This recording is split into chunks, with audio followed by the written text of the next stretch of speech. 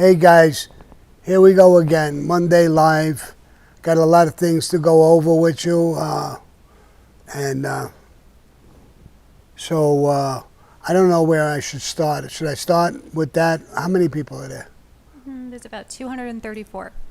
You want to wait for that to go up with the numbers? Sure, yeah. Yeah. Let's wait for that to go up. So what I'm going to start is with the people I didn't get to last week.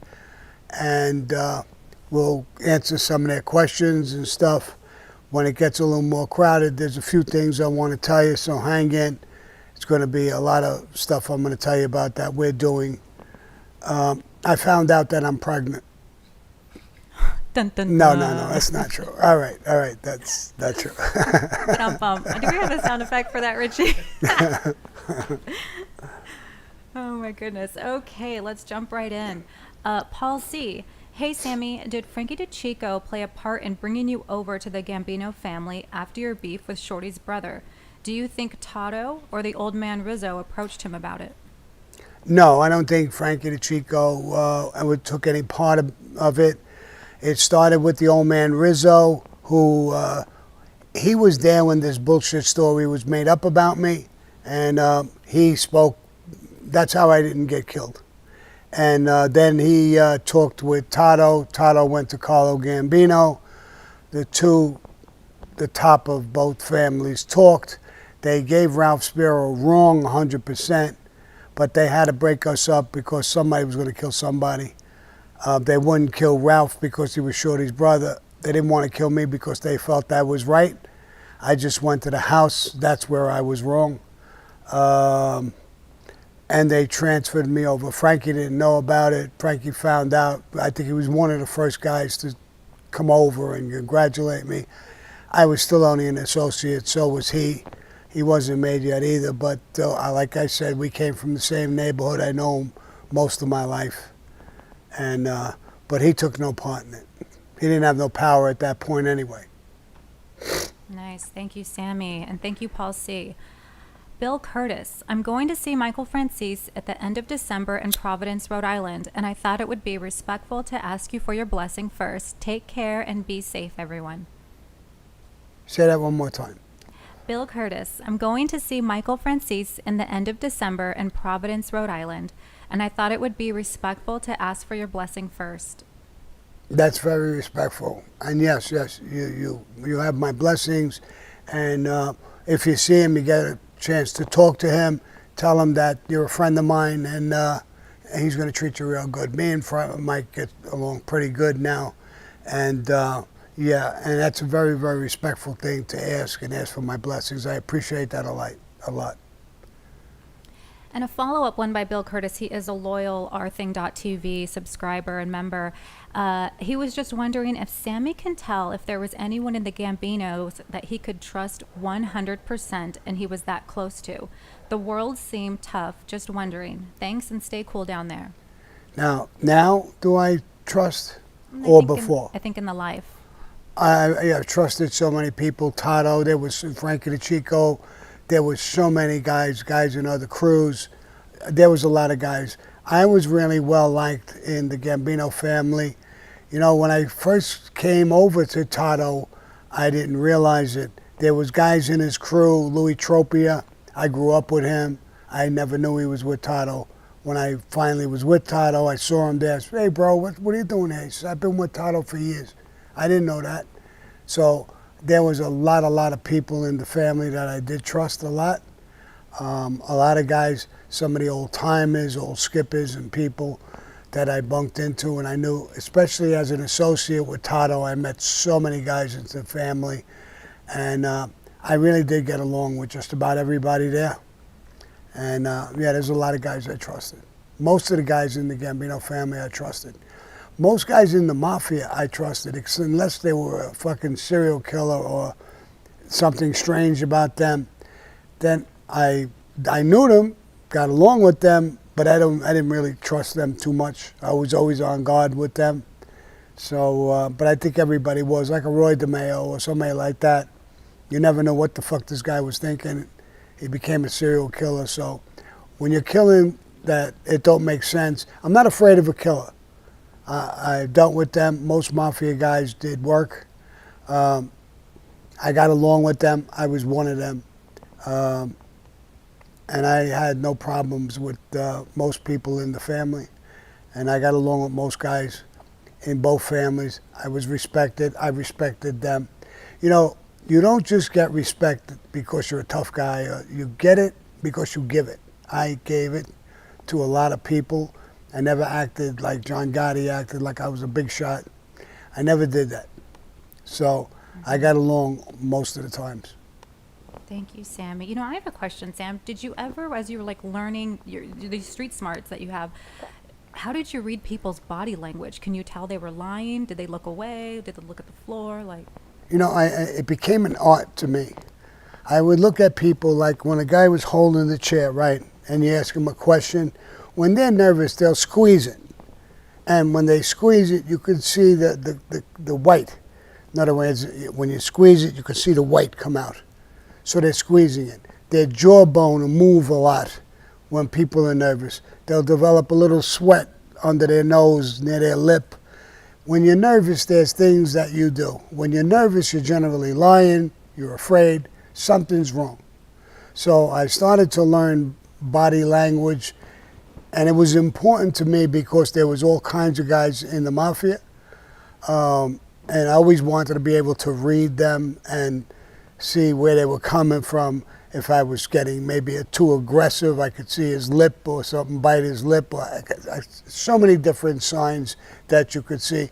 A guy, he'll move his seat, he'll just jockey his position. He's not comfortable no more as he's sitting and talking, he moves his seat. So there's a lot of things. I use that even in business. When I'm in business and I'm talking to somebody, I'm always watching that. And there's a lot to be said about looking at a man's eyes. You know, your eyes are something that gives away a lot of, if you're mad, if you're happy, certain expressions mean so much. It could be a little thing, it doesn't have to be big, he's not laughing like a hyena, but, you know, just I'll give you an example. Our vice president, she laughs like a fucking hyena. So I already know she's completely out of her fucking mind, and I'm afraid of her. you did it, Joe. Good point. Touche. Well said, Sammy. Thank you. Jake Hancock. Hey, Sammy, what were your thoughts when you heard Jimmy Burke killed his crew involved with I always mess this one up, Lufthansa heist? Lufthansa. Did you think it was right to cover his tracks, or he made a mistake because of his paranoia? I think it was 2 and 3 different things. I think, you know, they were holding the money, splitting it. Now, if somebody was dead, then that end would stay in the box. He would wind up with it. I think he was a dangerous dude. But I think when he gave an order to people, we're not going to brag, we're not going to show the money, cops are going to be looking for it. So I think he went overboard by killing some of those people. I mean, he would have scared the shit out of them if they yelled at them. Everybody knew he was a tough guy. So sometimes, you know, just getting mad is enough. I did it myself. If I'm really mad at somebody, I show it. And but I'm not going to kill the guy because unless he did something, you know, that's really against our rules or I'm ordered to. But I think he overdid it a little bit, and I think that's what the movie shows, you know, and he did those things. So, but he was a real tough guy, ran around with that other guy, Tommy, the guy who Joe Pesci played, another guy who was, he had a thing, and he used to shine shoes when he was a kid. That's when the guy says, go get your shine box. And he had to prove himself.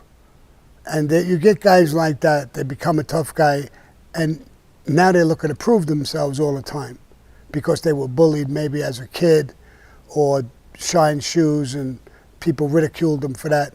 And he had this natural anger about him. So, but Jimmy Burke was a good guy, stood up in prison, never cooperated. I think he's dead now. I think he died in prison. He never cooperated. He was I didn't know him personally, But everything I heard about him, he was a stand-up guy, good guy. Nice. Thank you. Did De Niro do him justice in the movie? Did he act like him? Yeah, yeah, Pretty yep. good. Got him down. Thank you, Sammy. John, with a weekly envelope for you. I missed you last week, boss. Did you ever try those cigars? You must have recommended cigars. John, which cigars did you recommend for Sammy? Yes. Let us know in the chat. Yeah, I forgot the name. They come 3 in a box. There's 3 little ones in a box. Yes, I went to a cigar bar. I'm glad you said that. I told them to do me a favor and order a box of them for me, and I never went back. I should go to that cigar bar and probably pick them up. They probably ordered them. It's probably sitting there. So, yeah, a macadamians or something like that. Was it the macadamians? John, let us know in the chat. I'll look for your answer. Let's see. I think they were macadamians. Macadamia nuts. Mm.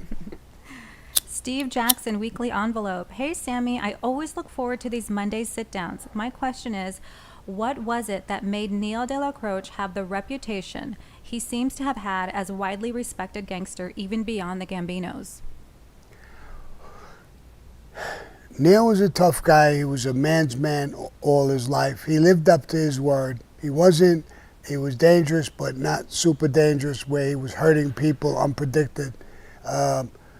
If you deserve to go, he would kill you. But he lived up to his reputation. He was a good guy all the way around. He helped a lot of people. People leave those stories out, but he did help a lot of people, underdogs. I got along great with him. He had that kind of a personality. When I met him, he says, Sammy, I hear you play pinochle pretty good. I said, yeah, I do. And he says, I played, in his club. John took that club over. It was the Ravenite. But before John had it, it was his club. And he told me, why don't you come down in the afternoon? We'll smoke a cigar. We'll play a little pinochle. And he was in a very, very powerful position. He was the underboss of the family. And, when a guy acts like that, you got to love the guy. He had no airs about him. He was what he was. He was a scary guy. His eyes, you could tell. He's another guy with facial expressions. When he was mad, it showed on his face. And a lot of people were a little afraid of him, but I thought he was really a good guy. When John and Angelo went to him to kill Castellano, one of the things that really impressed me about him, he says, you guys broke every fucking rule in the book, and now you want to kill him. What the fuck did he do? And he's the boss. The answer is no. He wouldn't back it. It didn't even happen until after he was dead. So he actually wasn't Paul's best friend, but he was strict with Cosa Nostra. You don't kill the boss. And he was blaming John and Angelo in the conversation. So I liked a lot of things about him. He impressed me. Nice. Thank you, Sammy. John saying they're Al Capone cigars, laugh out loud, cognac flavor, not macadamia nut. Oh, they were, yeah. Now I remember. Anthony S. with his weekly envelope. Shout out to Anthony. Thank you, Anthony. Ties. Is that how I say it? Weekly envelope. No comment, no question. Thank you. Frank Logan, what was the sole purpose that John made every capo appear at the Ravenite as much as he did, and did you ever talk with him about doing that? I did. He liked the fame. I told him a couple of times, I said, the old timers are hating this, they don't like it. There's guys that the FBI never knew they were even in the mafia, and now they saw them there every week, walking over, kissing them on both cheeks. I mean, it was a dead giveaway. They knew it. They hated it. When I cooperated with the government said, we loved that, Sammy. We loved it. He showed us exactly who was who. When we looked at a guy do that, we knew he was of some importance, made or something. When he got in his car, we took his plate, then we followed him. We knew who he was. We never knew him before. So you're giving up secrets that should never be given up. So, but guys did not like it. I wasn't crazy about it, but John was bent on it. So he was the boss. If that's what he wanted, that's what everybody had to do. Gerard, did you give me these skinny ones? It's in a little skinny box. All right, you don't have to rush to get it. And there it is. All right, that's it. Your wish is our command, Sammy. Yeah. All right. Pop it up. These things Pumpkin. are skinny. They're so skinny. 2, 3 dregs, they're gone. So, and there's Lily. I don't know if you saw her ass walking Lily's in around. the house. Gerard is in the house. Richie, old school Richie from the first Our Thing days, podcast days, is here. Yep. Let's see. Jay Marie. Hey, Jay Marie, loyal viewer and fan. My man, that's Jay Marie. Hey, Sammy, when does holding back or skimming become a problem? When you're lying to your friends and you're beating your own friends, when you just go out and rob together and steal together and put up your balls together, now you're cheating your own fucking friends and your own people. I don't know what other words to use. That's definitely wrong. And a lot of guys who do that, after a while, it's in their head. They get called to a meeting and they're wondering, I wonder if they found out. I wonder if they knew I was lying. When you're open and honest and you do the right thing, you go to meetings, they're your friends, they're your brothers. I never worried about going to meetings. Very, very rare. You know, I didn't trust a meeting with Roy DeMeo only because I didn't know what planet he was coming from.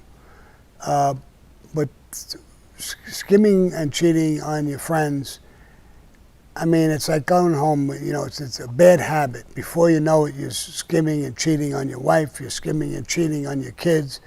It becomes a habit. It's a habit-forming fucking thing. And it's a horrible thing. And there's that old stupid expression, what goes around comes around.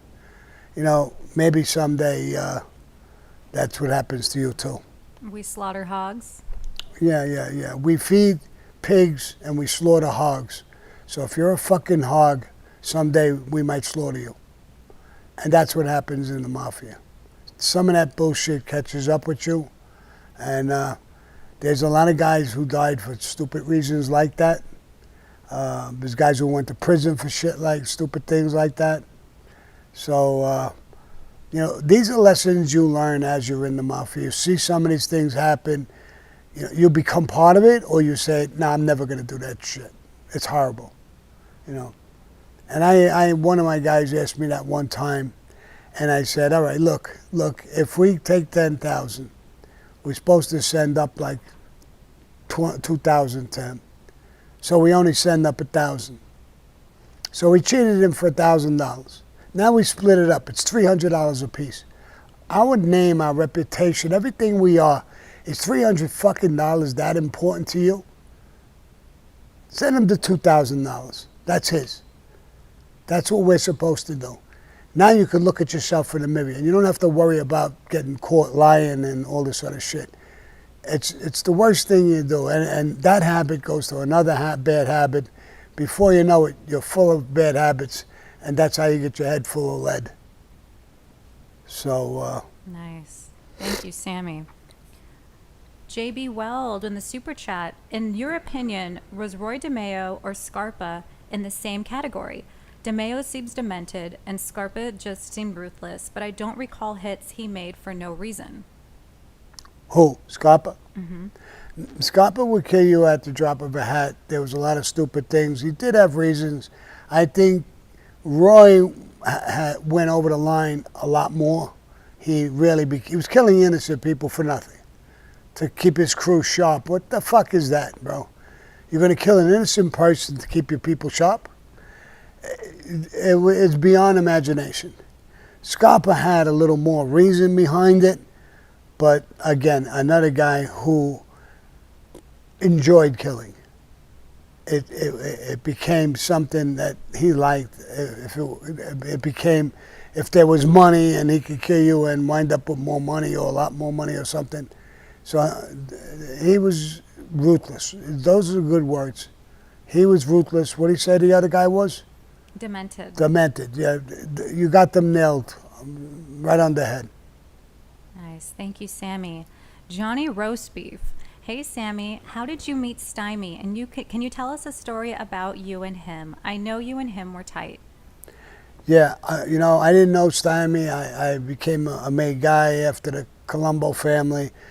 And one of my guys said, there's this guy Stymie, he's in Doc's bar, a good guy, really good guy, tough guy. He had a beef in Doc's bar with McIntosh, one of Carmine Persico's top shooters. Real tough guy, Irish guy, McIntosh, and real tough. And another guy, kill you in a minute. They pulled guns on each other. Neither one of them pulled the trigger, thank God. And McIntosh conned him. Put that away, tough kid, I like that. He put his gun away, so did Stymie. But I knew there would be a repercussion. I went and see McIntosh. Like I said, I was in the war with them. I said, Mac, there's a kid there, Stymie, you had a beef in Doc's bar. The kid is close to me. I had already met him now. I said, the kid is close to me. He didn't know it was you. He didn't know who you were. You know, I'm here to apologize. He says, no, Sammy, you don't have to apologize. He said, the kid is with you? Yeah. He says, oh, don't worry about it. I said, no, Mac, please. Give me your word. I don't want to hear, don't blow me off. Give me your word that you're not going to hurt him. Sammy, I'm telling you, I give you my word, I'm not going to. He started laughing, he hugged me. He was a big, brawly guy. Good guy, tough guy, but real tough. And then before I left, he said, Sammy, you really understand the life good, because I would have killed this kid. So you did save his life. And I went back, I said to Stymie, I gave apologies, don't do that no more. And he said, Sammy, he pulled the gun on me too. So I said, I got it. You're a good kid, you're a tough kid. Slow it down a little bit. There's a lot of tough guys out there. And from now on, you're with me. So talk with me. We were like glue after that. I really got along with him good. I liked him, I loved him. I bought a house on Toad Hill. It was a mess. And I was there with my wife, my kids, sanding and painting and doing things, and whatever the bell rang, it was Stymie, his wife, his kid, all in jeans, there to help me. Always there for me. Tough guy, did a lot of work with me. He was killed by some fucking piece of shit, and we got even for that. It's a whole story. It was a little complicated, but yeah, he was very, very close to me. Thank you, Sammy. Ty Ties is back in the super chat. Sammy, could you please send a shout out to Tyson from Sydney? You're a legend. Yes, here's my shout out, Tyson. And love you. And Sydney, Australia, right? Mm-hmm. Yeah, that's nice. I got a lot of people for Sydney. I love that country. It's a great country.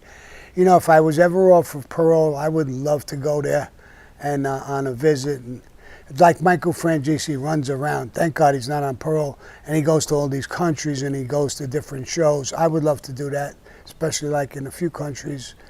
You know, I would go to Israel. I got my little sweetheart, my little girlfriend, Ortel. I sent her my love. I was talking when I'm petrified with the war going on over there and all the stuff going on. I'm petrified for her and her family, and I told her in a text, stay safe, stay strong always.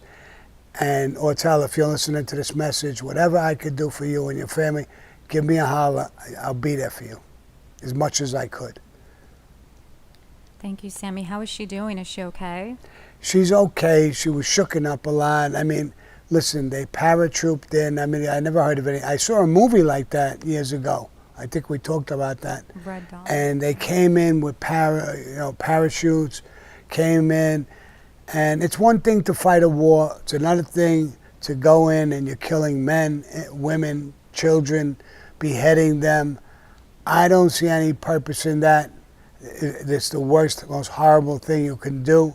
Whatever your cause is, and I know I'm going to get in trouble for this, but whatever your cause is, whatever happened in 1948 or that you were bullied, I don't give a fuck. These people are there. They've been there. They don't come into your place and kill you. Doing what you did is horrible. Now, I hope it don't create a war. But people saying, well, Israel's going to retaliate. Well, what would you do if they came into your fucking house and killed your fucking daughter or son or butchered people? What would you do? I know what I would do. No, whoever you are, whatever race, nationality, I don't give a fuck who you are, I'd be coming at you.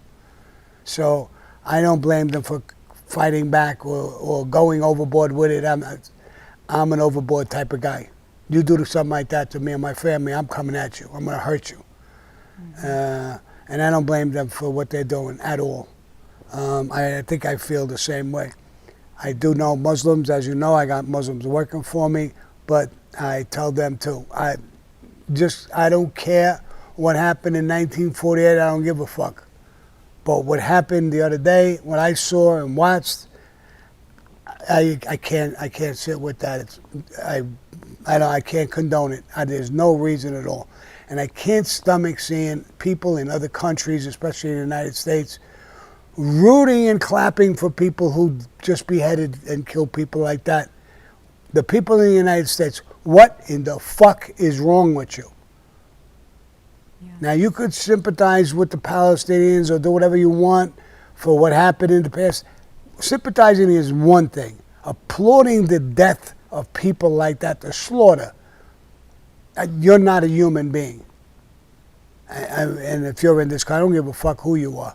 You're not a human being. Something's wrong with you. If that's the way if that makes you feel good, bro, then don't ever fucking look at me as a bad guy or don't look at the mafia as bad guys, because we don't do that.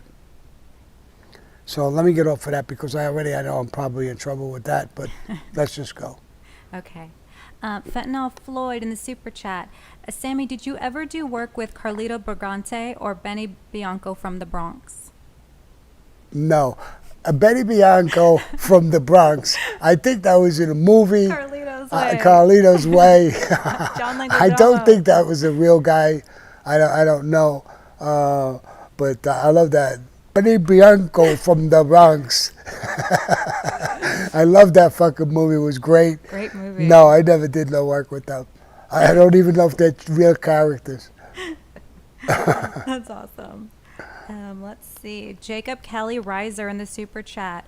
Will you give a shout out to my daughter, Misty Mary Ruth? Big love, brother. Misty Mary Rose, I love you. You're great. And if that's your father, you're coming from good blood. I love you. And I give you a shout out. Thank you, Sammy. Dave Van Eaton in the super chat. Did you ever go to Monty's on McDougal Street? And what was your favorite Italian restaurant? I went to Monty's. I went to a lot of Italian restaurants that were good. Even when I rose in rank, I stayed in the neighborhood. Like when I was a kid growing up, I was an associate. I was a maid guy. I went to the restaurants. They always treated me good. The food was great. There wasn't any big name places. They were like family mom and pop restaurants. I went there all the time too. Again, I did go to more famous places. There's places down in Mulberry Street, Little Italy. There's tons of them. And you have to be good because they're all good. If you're not good, you're out of business in 3 months. Nobody's going to go to you. So there's a ton of places down there. But I always stuck close to Bensonhurst, Brooklyn, where I grew up. I felt that was my roots. And I felt I was more obligated to go to those restaurants. I always did. They took care of me all the time. So now that I became a big shot, I'm not going to go somewhere else. No, I went to the same places. It's awesome. Yeah. Very modest and humble of you, Sammy. Keep it real. I love it. John. I'm a modest guy, liberal guy. Look, I don't even have fucking socks on.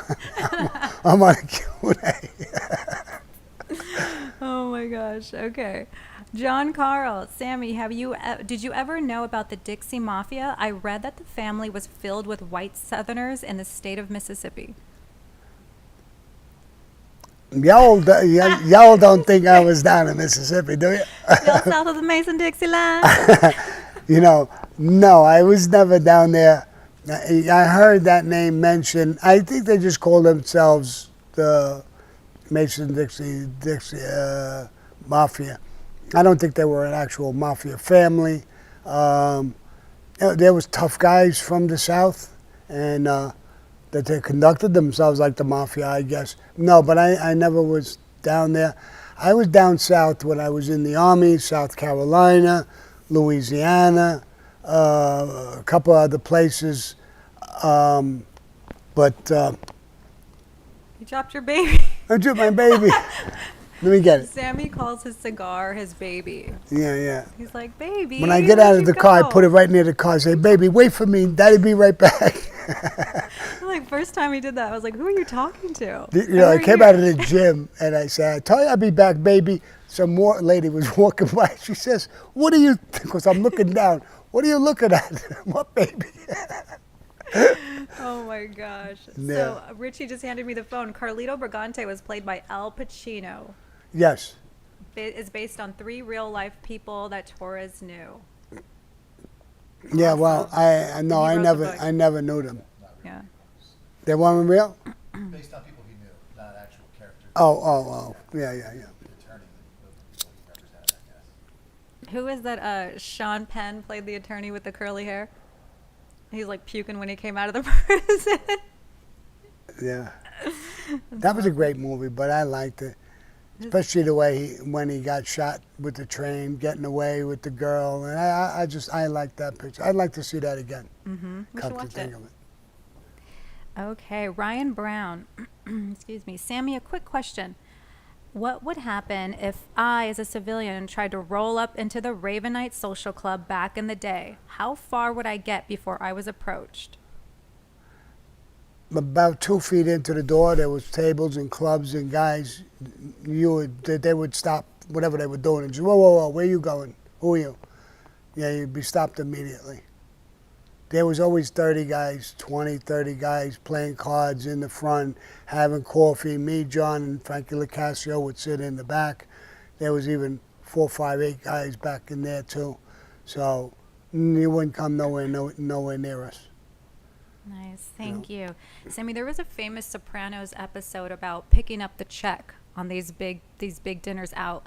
Who picks up the check when you're at Sparks or one of these bigger restaurants with a table full of guys? Well, it's usually the boss should be picking up the check. You know, you're a heavyweight, you got a lot of money, you're making money, so you're picking up the check. Most of those guys are not in the same financial position as you, and they're big checks. I went to a place in New York one time, Regine's, and I didn't want to go. I went with John, and there was guys different at tables, send them champagne, they're sending champagne, everybody's sending everything. I was exhausted from the day. I wanted to get the hell out of there. So I went over, and while John was still sitting down, with about 15, 18 guys, there was a table full of Colombo people, broads, everything. So I told the guy, give me the check. I'll pay the check. So I wanted to get out a little early. Oh, I think it was $7,500 was the check. Oh my gosh. I think I gave a $2,500 tip. It was $10,000. I gave the guy $1,000 to go get the cards and bring them up front. $1,000 tip. I think I went for a 10 or 11,000. I think I had 12,000. I'm got a stack of money. I left naked almost. I said, "Fuck this! I ain't going out no more." It was a $10,000 or $11,000 night. And that was back when? What That year was was way that? back in the day. Yeah, Oh, in the '80s. Yeah, that was crazy. incredible. Crazy. Listen, I would go with lunch with my guys. The check, and you're going way back, was $600 for lunch. So I'm not going to let my guy would pick it up generally. So Nice. Thank you, Sammy. Ryan Brown, back in the super chat. Sammy, did you know Louis Haha Antanasio? He allegedly got the nickname because he laughed anytime he killed someone. I knew Louis Ha, and I don't know if he laughed every time he killed somebody, but that might be some sort of I don't know if that's true. I knew him. He was in another family. I think it was with the Genovese. I'm not sure. But He was a good guy, tough guy. I don't know about him laughing. Maybe that's how he got his reputation. I don't know, but I knew him. Nice. Thank you, Sammy. Jay Marie, back in the super chat. Boss, can you explain to us what is the numbers game or the rackets? The numbers game, you would bet, the three numbers. Let's say I used to play 7-11, so it's 7-1-1. So now I would box it, so whatever way it came out, 7-11, 171, 11-17. So you bet, I think it was $1 or something like that. If you hit the numbers, you got 500. Now, where did they get the number from? The newspapers with the racing, they would tally the whole thing and it would come out in the newspapers. The last 3 digits was the number. So that was the numbers game. There was numbers runners all over the place, so you could bet a number. A lot of times we're playing cards. I'm up, bro, give me $20 on 7-11. Box it. Box it means it comes out any which way. If you don't box it, then the way you put it in, 7-11, so it would have to come out 7-1-1. But if you box it any which way, it comes out. It's a 3-way number. Some numbers are 6-way numbers. So that's the numbers game. And they made a lot of money with that. And there was a lot of the neighborhoods where people, like women, would bet 25 cents and 50 cents, on a number. Everybody, the working people and their bet. It's like people bet the lottery and stuff like that. Nice. Thank you, Sammy. Larry Lapper wants to know, which decade was the best to be a gangster?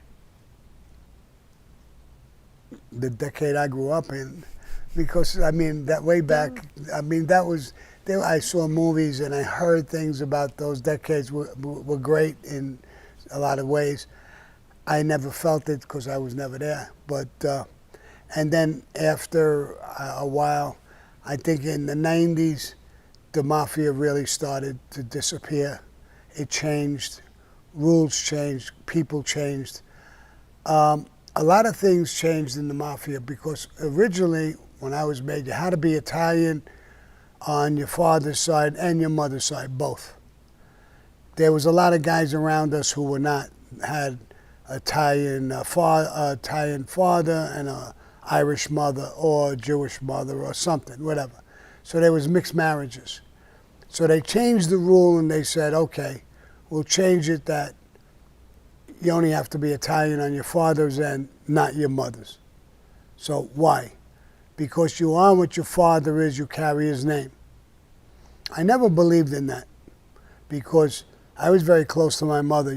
You can't tell me that your mother doesn't have an impact on your life. She gives birth to you. She cleans you, she washes you, she feeds you, she's there when you're sick, she's there when you have problems in school. You can't tell me that a mother doesn't have an impact on somebody's life. I understand you're taking your father's name, but it did change our life because there's a lot of guys like John Gotti married, I think his wife was a Russian Jew, so John Gotti Jr. is half Italian, half Russian Jew. And it has an impact. The people are not the same. Them old greasers that were all Italians, especially Sicilians, they were very clannish, they were very together. So when you grew up in that environment. When you go to a Jewish mother, I'll use a Jewish girl, Jewish women are pretty dominant. It's a different environment, and you grow up a little differently. I have, my granddaughter is biracial. Her dad is black, and my daughter was obviously white. My son was married to a girl who was a Mexican. So my grandson is half Mexican, half white. I remember I told my niece, I think it was, why don't you go marry a Chinese guy? And this way, when we go sit on the holidays, we don't know what the fuck, Chinese food, Russian food, I don't know, whatever the fuck we're gonna eat. We don't know what to eat, what to do. It does change the nature of everything. And that's going way back. So now I think there's so many, different kinds of marriages. It's not that we want to keep it, but they have a certain way. I'll give you another example. I went at Paul's house right near the holidays, and a lot of people, his family was coming in. A bunch of the kids, grandchildren came running in. They went right to the old lady. Grandma, go to hug her. She stopped them. No, no, no, no. You go to Grandpa. You kiss him on both cheeks. You hug him.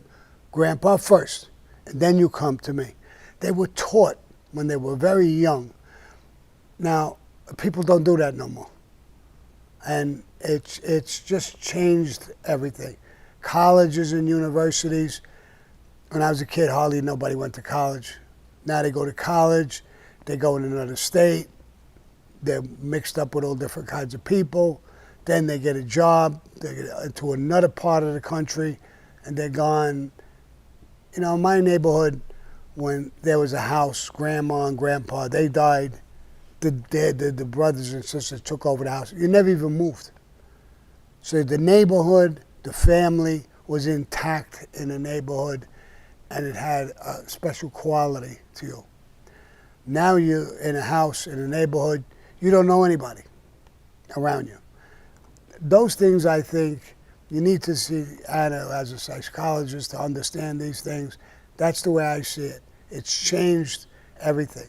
How we think, how close we are, how we conduct ourselves, how the kids grow.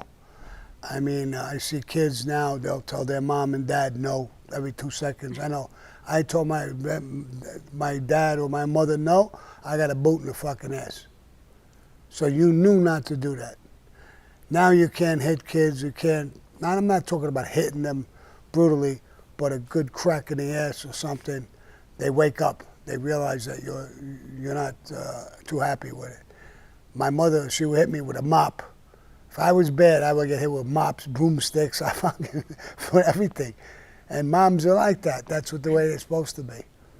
So, but that all changed. Everything's changed. Yeah. Who knows?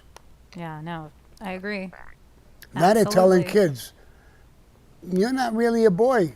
You could wear a dress to school. And little kids. Now, you're not going to tell me that's not going to fucking have an impact on society sooner or later. And I'm not just talking about because of gay. I'm talking about you try to change your kids' habits.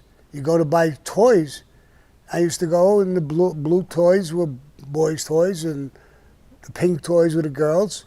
You go into a Toy R Us, you don't know what's a boy's toy or a girl's toy anymore. Mm-hmm. So all of these things had a big change in society and in the mafia too. Yeah. Time changes everything all the time. Yeah. Thank you, Sammy. The Zapata Brand podcast is in the super chat, and they would love a shout out to the Zapata Brand podcast. And they're saying Anthony Reggiano Jr. is coming on soon. Can you give them a shout out, Sam? Yes, I love your podcast, and Anthony is obviously a good friend of mine, and you're going to enjoy him. He's pure. He's a good guy. Tells the truth. And let us know when it comes out. I'd love to take a peek at it. Yeah, I'd love to see it. So maybe we could take a peek when it comes out. sure. Ryan Brown back in the super chat. Carlito's Way is such a great movie. Frank Minucci, who played Tony Taglialucci, was a gangster, and I saw him on an HBO special, and he really turned his life around. Yeah. Well, there's a lot of guys who've changed their life around. They became actors. I know some of them really were actors. I did an interview with Megyn Kelly. She brought somebody up, and I said, in true life, this guy was really a street guy, went to prison and everything. She stopped me. She said, Sammy, he was an actor, he died. She said, I don't want to say that. I know the family, and I don't know if that's true. And while she was talking, they went and do a fact check. Somebody must have came back to her and said, it's true. And she said it right on the air while I was talking to her. She said, I just did a fact check, Sammy, you were right. I never actually heard that. I knew the family, and I never even knew that. So, because they changed their life. They're in a different lifestyle. They're doing different things. I love some of these actors. They play as a gangster, and after a while, they think they're a gangster. Sometimes they forget they're not a gangster. Yeah, they said Johnny Depp was so in character, he really thought he was a gangster. Like he was having, he gets so into these roles. You know? Let's see, JB Weld back in the super chat. Were the associates like Joe Watts and McIntosh able to come and go as they please since they weren't made, or did they have to check in constantly like made men? No, they checked in. They were given a different form. They were an associate, but a different form of respect. They were killers, and the only reason that it didn't get made is because they weren't Italian on their father's end. Joe Watts, I think his father was German, his mother was Italian. McIntosh, obviously his father was Irish and his mother was Italian, so they couldn't get made. But they were tough guys, and they got a respect for that.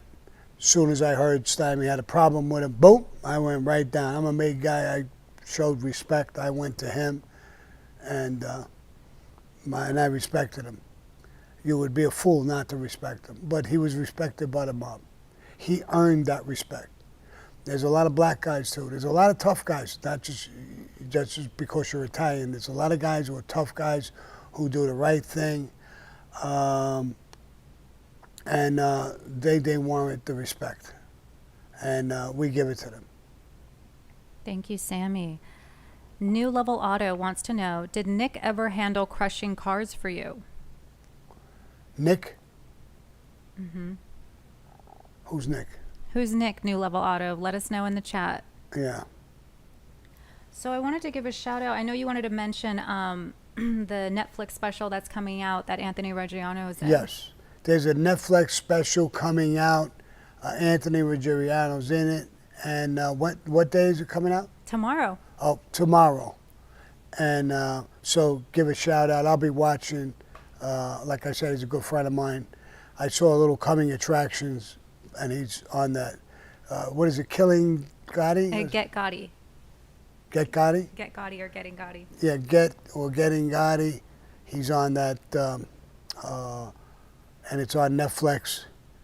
And I also have on Wednesday is coming out. Part 1 of Table in the Back, Warden Bob Hood. Right. All right. She said it good. Yeah. Warden Hood, Part 1. It's a 3-part series, and it's a great series. It's talking about the prison, ADX Supermax, where I did time. He retired. We became friendly. He's helping me on prison reform. We're trying to get other people. We're working on a few things. I'm actually working on, this is new, I'm working on a water company. It's, there's a company that puts out really, really good pure water. They don't put it in these plastic bottles, they put it in a can. And I'm designing the can, I'm getting a label for it, a name for it, and I'm gonna put it out. I want the label to look something like during the Vietnam War, because I was a veteran during that time. I do go to Veterans Administration for medical things still till today. I got regular doctors too, but I use them. They're great people. So, and I'm gonna give back with the water. When you buy this water, it's a give back. Some of the money, some of the profits are gonna go to, we're gonna investigate like wounded warriors, and there's places that are very, very good. I'm going to check them out. The ones that are good, that the benefits go to the people, not in somebody's pocket. Mm-hmm. And I'm going to donate some of that water profit to different things. I'm working on that water, and we'll see what happens. It's not done yet. It's in the beginning stages, so I'm working on that as well. Yeah. I want to be able to give back into certain areas. You know, when I got home from Vietnam, I'll never forget it. I didn't go to Vietnam. I trained for it. I never went. when I got out of the military, after 2 years, I was drafted. And I was walking in JFK, the airport. I think it was the first time I graduated or did anything successfully. My family was going to throw me a party. And a woman was walking, and she was screaming, "You fucking kill children." And I literally had to I had a duffel bag and a uniform on. I had to turn around and look. I know I don't kill children, so I don't know what the fuck she was talking about. So I turned around, nobody behind me, and she was coming with a guy, big fat ass with a beard, and she's screaming at me because I'm a veteran. The veterans were treated horrible during the Vietnam War. And she got close to me, she spit on me.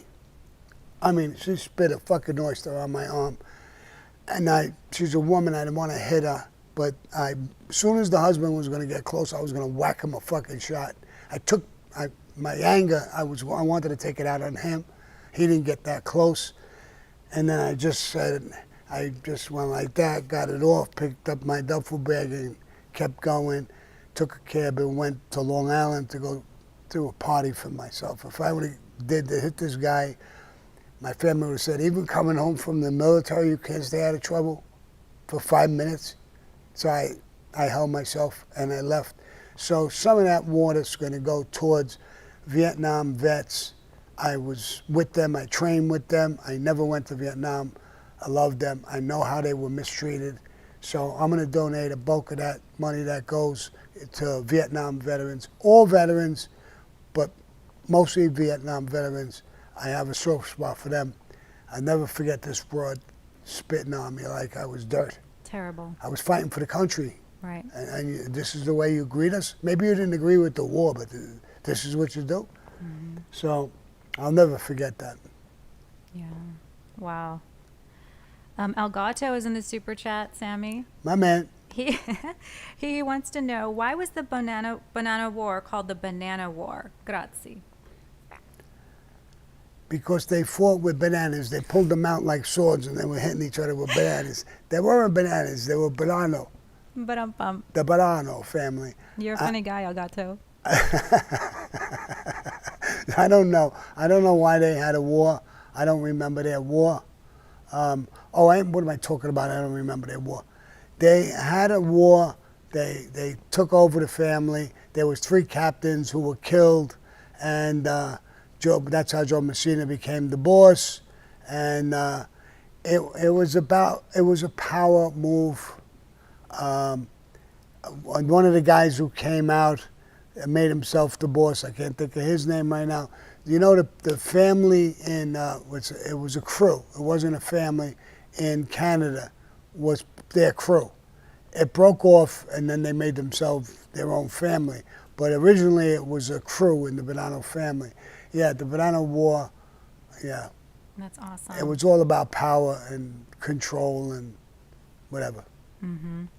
Sammy, thank you so much. We have about 5 minutes left, and I wanted to ask you, now that it's Halloween and all the kids are going to trick-or-treat next week and all the decorations are out, can you give us one of your best memories? And Gerard's here too. When you guys were kids, and did your dad take you trick-or-treating? Did you take the kids trick-or-treating? What was it like a Halloween, an autumn, a fall in the Gravano household?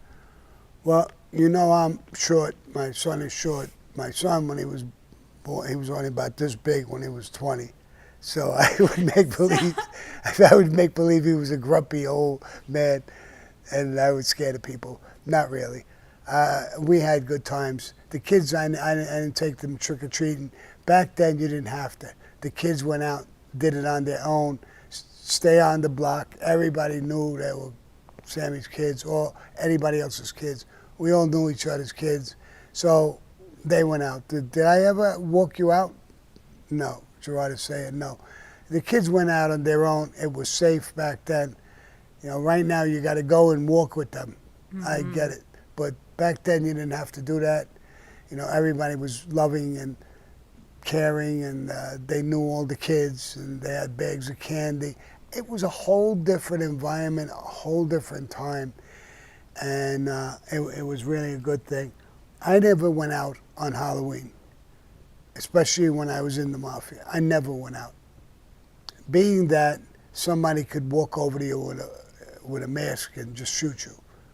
So I never went out on major holidays like that. I never did. Makes sense. Yeah, yeah. Smart. I never did that. Even the 4th of July, very rare did I go out. Guy could be shooting at you and miss. It would sound like all the other stuff. So I try to stay away from those little traps. Some weirdo like me would think this is a good time for me to get close to him and shoot him. Yeah. No, I didn't buy that shit. Some little goblin Little in a goblin. mask. So George, do you remember your favorite costume dressing up? Do you remember any of them? Were you Mr. T one year? What were you? In the 80s? You never dressed up. You're too cool. didn't we put chalk on you? The cork, you burn the cork and then you make the beard. I wanted to be a cop one year, and you guys flipped out. Yeah. You weren't gonna be a cop. Not coming out of my house. Gerard said, I don't know if you guys heard him. Gerard said he wanted to be a police officer one year, and Dad said, nope, not in my house. I remember going over Peruda's house and one of his kids was real small. And we were sitting down. Daddy, I want to be a cop when I get older. Peruda looked at me, he says, I think we're going to wind up whacking him. He says, Oh my God. he says, you're not going to be a cop. Oh You're my going to be goodness. something else. But we would laugh shit like that off. So, Melissa Zu Esmir in the super chat with a generous envelope is saying, happy fall, Sammy, and she put a bunch of pumpkin emojis in there for you. thank you so much, Melissa. Sammy, you got about over 1,000 viewers right now. Would you want to say a parting message for them as we wrap the YouTube live today? Well, a parting message. We talked about the other things about, what was coming out and stuff like that. I'm not supposed to be talking about these things. I'm working on some stuff. I can't mention names and stuff, but the movies are getting closer and closer in contracts. You guys, I know I get so many messages, Sammy, your podcast, it's got to be a movie or it's got to be a scripted show or something like that. And I want to tell you guys, it is going to be, one of them is going to be a movie, the Johnny Keys hit, and my scripted life story like The Sopranos on steroids, it's going to happen too. I can't say who's involved, the names, I'm signed all kinds of things I can't say, but I'm working on it. We're getting closer and closer, and we can't wait for the actors' strike to be over. The writer's strike is over, the director's strike is over. We're waiting on the actor's strike to be over, but we're not even waiting. We're writing, we're doing things, we're signed in, and your dreams, my dreams, are going to happen down the road. We're working on it real serious. Now, it's going to affect me a few ways because I got two different, the Keys thing is with one big company, the script is with another big company. I'm going to be busy a lot, so I'm going to not be around as much. But all these things are going to come out in the very near future. We're working hard on that. A lot of times we don't have enough content, and that's the reason why I'm drowning in work. But I can't wait to start doing some of these things, going on set, talking to directors and actors and actresses and stuff like that. I'm all excited, actually. I love it. Somebody had told me that they were congratulating me the other day, and they said, Sammy, you're in Hollywood for the past 4.5 years, pushing on social media and trying to break into Hollywood. And what you did in 5 years up until this point, people that are in Hollywood 10, 15, and 20 years couldn't do it. So they were thanking me. They were saying, you're doing a great job. When I'm able to talk about it, I will. And when you hear about the people that are involved and everything like that, you guys are going to love it. You guys are going to love it. I'm all excited with it. Anna's excited with it. Anna's going to be a producer with me on one of the shows, the scripted show. And this is life-changing for us, our whole company and everything. I might even move the place from here to somewhere else. This is 4,000 square foot, my office. I need a bigger office. And, I want to continue some of the things I'm doing with prison reform, the water, so I could help veterans. I help kids up until a certain point. I help kids in a way that people don't know, tough love. I don't come off with a lot of people. I hear that baby shit. I want to help kids. Fuck you. That's just a bullshit story. I want to help them. I want to tell them, like I tell them, I said it a bunch of times. You want to be me? You want to be a tough guy? I got 22 years in prisons. I don't know how the fuck I'm still alive. You'll either be killed or you go to prison. Go ahead, good luck, jerk off. Go do it. That's the way I tell them not to do it. I don't bullshit. I'm not going to play that game. I'm not doing this for subscribers or views, stuff like that, or what people want me to say that'll sound good. I don't do that either. I talk, if you like me, you like me, you hate me, whatever it is, you can do it. I'm sure there's enough people on both sides of that. But what I do, I've changed my life. I try my best to help people. Not to be a do-gooder or stuff like that, because I've went through things. I know what it is to be broke. I know what it is to be down. I know what it is to be fucked with. I know losing your freedom is all about. I'm fighting for those things for that reason. With the water, I could have said any million things. When we were talking about it, I went right to the Vietnam War, Vietnam veterans, because I went through it, that spit. I'll never fucking forget that. And I'm not the only person that happened to. It was thousands and thousands and thousands of them. And thousands, probably a million of them. But I go to the VA for certain things. I'm supposed to go there today. And I meet with all kinds of veterans and stuff like that. And we talk and bullshit. They always tell you, where did you serve? During the Vietnam War, I didn't go to Vietnam. Because they ask you, like, where did you have boots on the ground? Well, I trained for Vietnam, but I had boots on the ground in Brooklyn, New York, in the street. That's where I had boots on the ground. I said, but I never went to Vietnam. Thank God, because I would have killed people there. I would have thought I was doing the right thing. And I find out that the whole Vietnam thing was bullshit. I never met a Vietnamese man or woman who's a bad person. We lost the war. They didn't invade us. They didn't do it. So everything I was taught during the war was bullshit.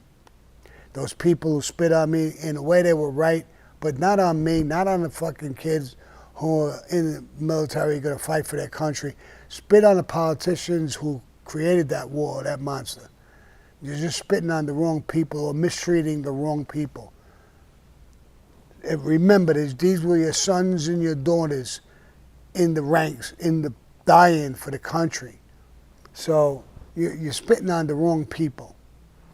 So, and I'm going to try and make it up for those reasons. Not for browning points, not for subscribers or anything like that. It's just my feeling towards them. And I know what some of these people are going through. And I get a million messages and texts, especially what's going on in the country now. I just can't help everybody. I can't. But a lot of them reach my heart. I have people in my family who got caught up with drugs. I know with the borders open, the drugs are pouring in. I've heard so many stories, it nauseates me. It nauseates me. And I'd like to say and do something, not to be a do-gooder, but because it really does bother me. And I hear people, small people, I'm a small person, I'm one of them, we don't know how to fucking fight back or what to do. So I try in my own way to fight back as much as I can. And I do it for those reasons. And I've changed my life. Do I have regrets? I've asked that question 1,000 times. I love the life. I love mafiosos. I love tough guys. I gravitate towards them for some reason. And I'm not going to say I hate them, it's evil. Bullshit. There was a lot of good people in the mafia, and I love the life. I love things I did, not everything.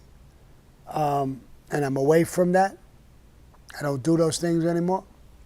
But I'm not going to come around like a phony and just knock the life. It's evil, it's this, it's that. It's evil. It's evil my fucking ass. Now you're on a YouTube talking about the mafia, and then you want to say it's evil at the same time. If it's that evil, why don't you shut the fuck up? Don't talk about it. So I talk about it because I relived my past. I love the life. I love Tato. I love Frankie the Chico. I love Sammy. I love the old man Peruta. I love so many people in the life. So for me to sit here and say, I hate it, they're all evil, I feel like I'm a fucking phony. I can't say that. I can't do it. So I'm doing these things, and I'm happy at what I'm doing. I'm happy at, listen, I'm not the type of guy who's going to sit on a rocking chair. I would love a little bungalow in the mountains to do a little hunting, fishing with my dog Lily, make a fire. I used to hunt as a kid growing up. I didn't do too much fishing, but I did hunting. And to me, that's a good, cool place. Cooking, have a nice little chippy on the side here, talking, having a drink, and just chilling is I would love to do that. I don't have the time to do it anymore. So, and I love what I'm going through now. I love all you guys, your fans, the messages, the things you send me, the things you say. I mean, I'll get a shirt, I'll get something. I'm thrown back. I'm humble to see those things happening. And when I know people are suffering, I'm still not out of the woods. But if these movies go, I'm out of the woods.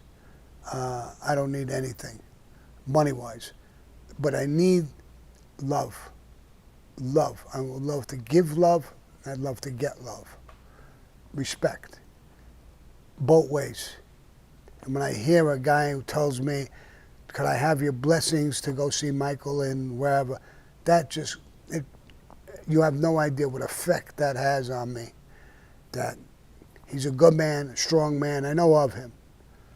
And he has the decency to say something like that. That humbles me. It makes me want to do even more, as more as I could do. So when I have people like that, I completely and totally love it. I don't answer the people who knock me. I went through that a bunch of times. I don't want to do it. I don't give a shit. If that's what they want to do, it's usually people who don't have a fucking story. They don't have nothing. So they'll talk about me.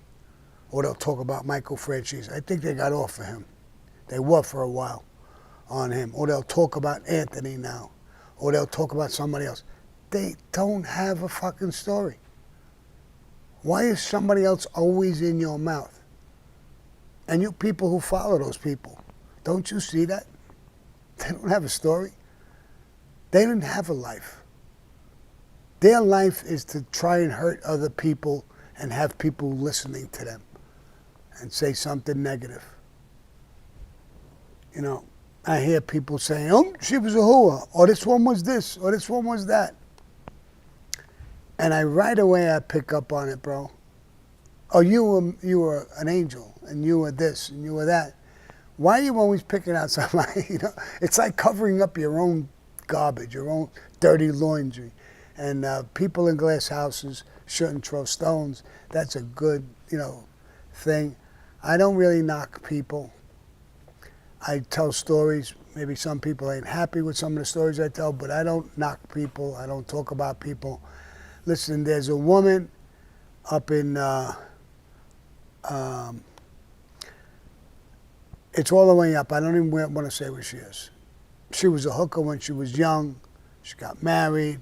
There was a whole beef about it. They pushed this guy out. He was a boss. And they stayed married. Now, I talk about him sometimes. I don't talk about her. So people tell me, why? Why don't you tell us her name? Who is she? Why? This was years ago. She's probably a little old grandmother now with children and grandchildren. Why would I say her name? So that the kids could go, Grandma, you were a hooker? So to me, it's more important to shut my fucking mouth. That's not important. It's not important at all. So I try and stay away from things like that. And then somebody will say, he knew he's lying. Yeah. So I don't even care about that. The social media is great. It's got its nut jobs in it, and but it's great because there's so many really, really good people looking to hear good stories, pass a little time. I love that. A lot of you guys, from what I'm told, you interact with one another and stuff like that, which is great. It's a day out, it's a night out, or whatever it may be. One more thing I want to add, that I'm working now on my new Christmas cards for this year. It'll come out sometime near Thanksgiving. We want a really nice card to go out. We've always had nice cards, and people still buy them Christmas cards. Some of you, yeah, they're still doing that. But now we're going to have new ones coming out in late November, mid-November, someplace. We're designing them. I want them to be, special. And that's about it for me, folks. I feel like Pokey Pig. That's all, folks. Sammy, I can't. All right, this means this here. Adios, motherfuckers.